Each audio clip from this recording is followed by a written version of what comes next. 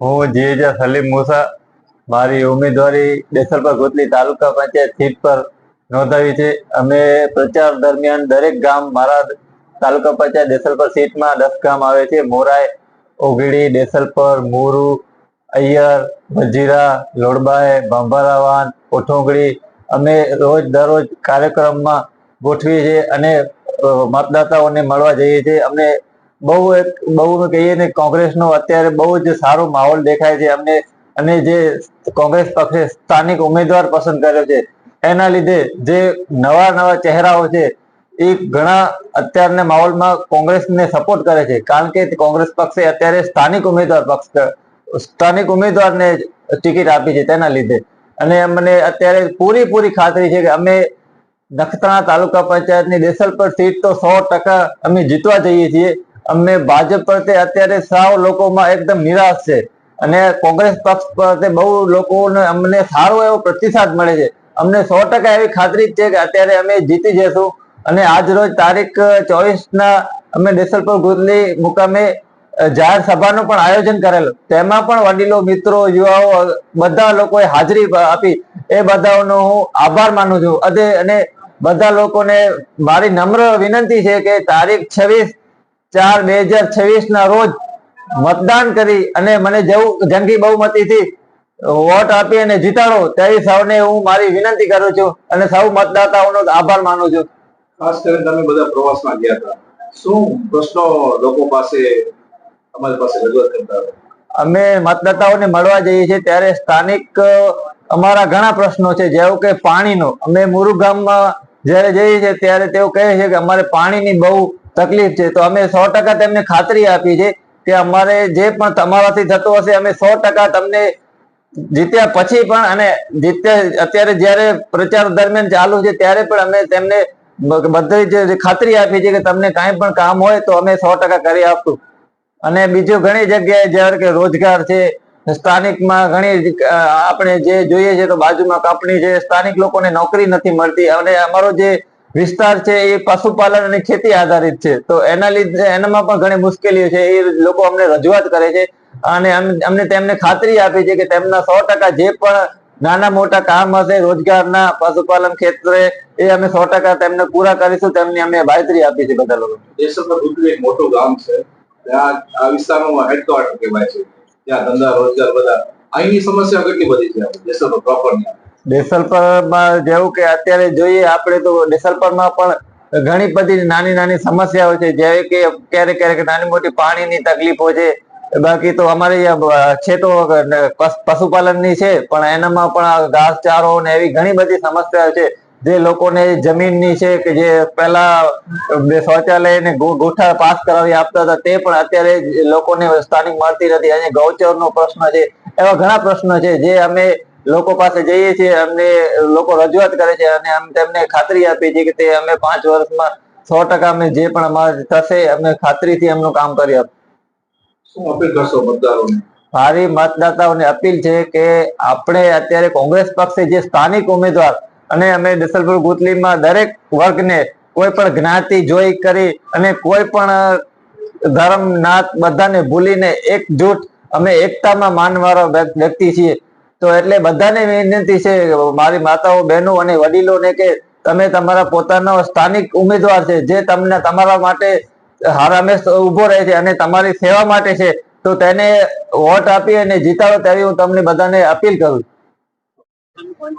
મારું નામ છે લુહાર હાજી આદમ અબ્દુલ્લા, દેસલપર ગોંટલીનો રહેવાસી છું અને મેં આજે દેસલપર ગોંટલીની અંદર જે કોંગ્રેસની જાહેર સભા હતી અને એ સભાની અંદર મેં જે કોંગ્રેસ તરફી વાતાવરણ જોયું અને જે પ્રજા જોઈ ત્યારે મને એમ થયું કે આ અમારા 10 ગામ છે, એ તમામ ગામ આ સાલે રાજુભાઈ આહિર, મુંબઈના દીકરા, અને સલીમભાઈ મુસાભાઈ જેજા, એમનો જંગી બહુમતીથી એ બંને ઉમેદવાર આ અમારી સીટ દેસલપર ગોંટલી અને નિરોણા સીટના જે રાજેશભાઈ આવે છે એની વિજય થશે એવી મને પૂરેપૂરી વિશ્વાસ અને ખાતરી છે કે પૂરેપૂરો મતદાન હાથનો પંજો, ન નાત ન જાત, સિર્ફ હાથ પર મતો દઈ અને અમે વિજય બનાવશું।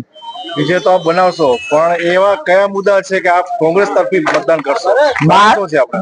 મારી જિંદગીની અંદર મેં આજ દિવસ સુધી જ્યારે ગાય અને વાછરડાનો નિશાન હતો, તમને પણ યાદ નહીં હોય, બળદની જોડી હતી, તમને યાદ નહીં હોય, અને હાથનો પંજો આવ્યો, તો મેં મારી લાઈફમાં કેવી ભાજપને મત આપ્યો પણ નથી.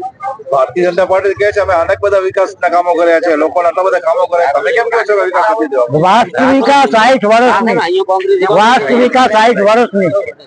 મિત્રો, તમે માનો કે ન માનો, ભલે તમે કોંગ્રેસની નફરત કરતા હો, પરંતુ આજ દિવસ સુધી ગુજરાતમાં કોંગ્રેસના કરેલા કાર્યોની સામે આંખ બંધ ન કરો. સરદાર સરોવર, ઉકાઈ, ધરોઈ, વણાકબોરી, પાનમ, કડાણા, મચ્છુ, દાંતીવાડા અને મચ્છર, નરા જેવા ડેમો, હજારો ડેમોનું બાંધકામ કોંગ્રેસની સરકારોએ કર્યા છે. અમૂલ, દૂધસાગર, બનાસ, સાબર, સુગમ, સર્વોત્તમ, મધુર, દૂધધારા, સુરસાગર, વસુંધરા જેવી હજારો દૂધ ડેરીઓનો વિકાસ કોંગ્રેસે કર્યો છે. મારો તો આનું કારણ શું છે કે જે સ્થાનિક લોકો છે, ચૂંટણીમાં કોંગ્રેસ હંમેશા સારું પ્રદર્શન કરતું હોય, પણ એન્ડ ટાઈમે સમયાંતરે કાર્યકરો ક્યાં આપણે ઘોડપાઈમાં આવી જાય છે કે નોટમાં આવી જાય છે કે વોટમાં, કઈ રીતે આવી જાય? તમે શું કે છેલ્લી બાકી એન્ડમાં ખાસ ક્યાં ને ક્યાં બેસી જાય છે? ખાસ કરી હું તો આ ઉમેદવારને પણ એ જાણ કરું છું કે આ ઉમેદવાર છે પર્સનલના પૈસાથી ચૂંટણી લડી રહ્યા છે, અને જે ભાજપના પક્ષવાળા આવે છે એ તો બધા રાજા મહારાજાના દીકરાઓ હોય છે, એટલે જે સુટકેસ છે ને એ સુટકેસ કામ કરી જાય છે. હજી સુટકેસ અહીં ખુલ્લી થઈ છે નથી થઈ? હજી ખુલ્લી નથી થઈ જવાની. લાગે મને છે કે 2 દિવસ પછી કતલની રાત છે. કતલની રાતના મને પૂરેપૂરો કતલની રાતમાં શું થઈ જશે? કતલની રાતમાં કતલેઆમ પણ થઈ જાય, એટલે એ રાત સંભાળવાની છે. હું ઉમેદવાર કોંગ્રેસ વાળા રાત જાગવી પડશે તમારે, ચોક્કસ છે આપણે, પણ એના માટે પણ મતદારોને શું અપીલ કરશો? મતદારોને એ અપીલ કરું છું કે મહેરબાની કરે હાથ જોડીને કહું છું કે તમે તમારા વિકાસની અંદર જોજો. આ 200 રૂપિયા કે 500 રૂપિયા કે 1000 રૂપિયાની સામે કે ભજીયા, ભાજપ ભજીયા જ ખવડાવે છે, સમજ્યા કે નહીં? કોંગ્રેસે જે રોટલા છે ને, રોટલા એ ઘડવા વાળા કોંગ્રેસ વાળા હતા, અત્યારે ખાવા વાળા તો તમારા મારા જેવા કઈ પક્ષ આવી ગયા. આ જે ઝાડ છે ને એ ઝાડ વાવવા વાળો એ કોંગ્રેસ પક્ષ હતો, અત્યારે આ છાયામાં બેસવા વાળા તો ઘણા પક્ષો થઈ ગયા. તો હું એમ મારું નમ્ર અરજ અને વિનંતી છે મતદાતાઓને કે કતલની રાત તમે થોડો ખ્યાલ રાખજો.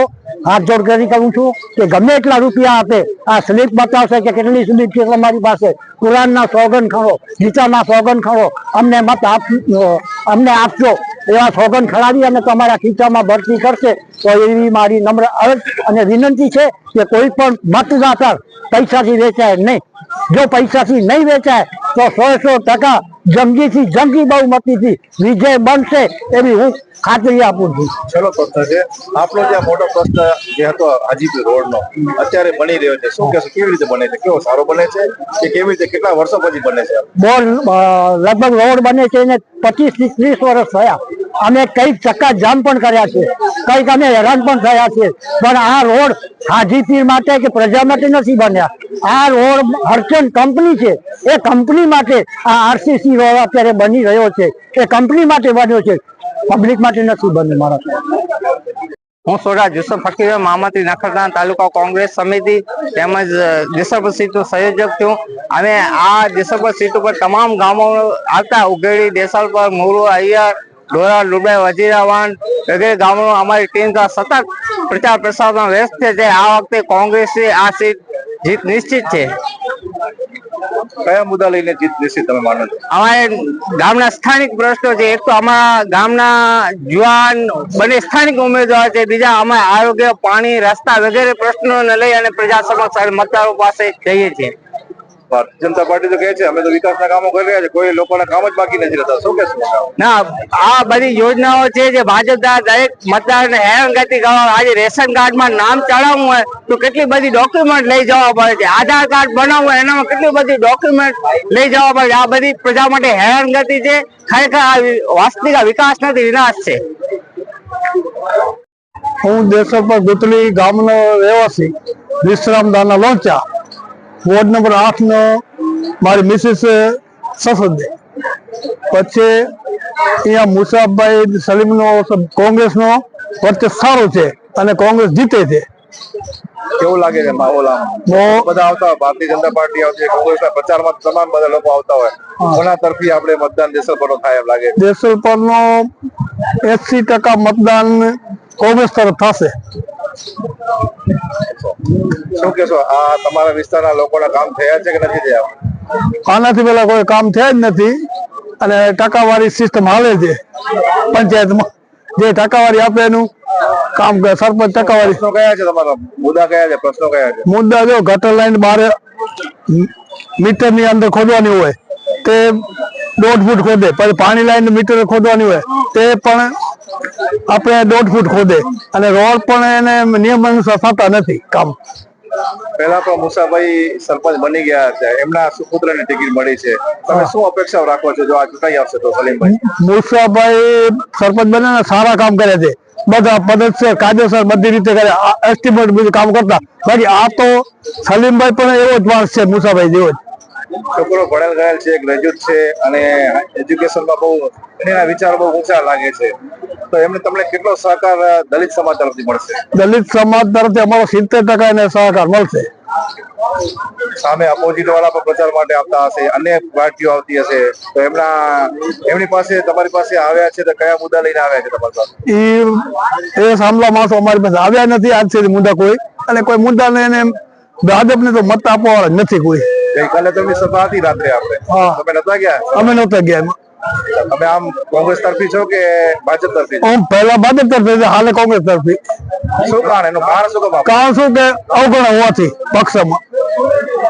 અવગણા એટલે કઈ રીતે અવગણા? જો અમને હું હાજી સલમાન છે ને, અમને આ દિવસ સુધી કોઈ બબુ આવતો ને ફોન કરતો, પછી આ દિવસ અમને એમ નથી કીધું કે આવો અમારી સભામાં, એને ફોન કરવા નથી કીધું. અમે જો મુસાભાઈ કે નથી ગયા છતાં એને નથી કીધું અમે બીજેપી ના રીતે. શું અપીલ કરશો મતદારો? મતદારોને અપીલ કરશો કે ભાઈ કોંગ્રેસ ને મત આપો, કોંગ્રેસ જંગી વિજય જીતાવો, એ અમારી સલાહ સૂચન એ સારું.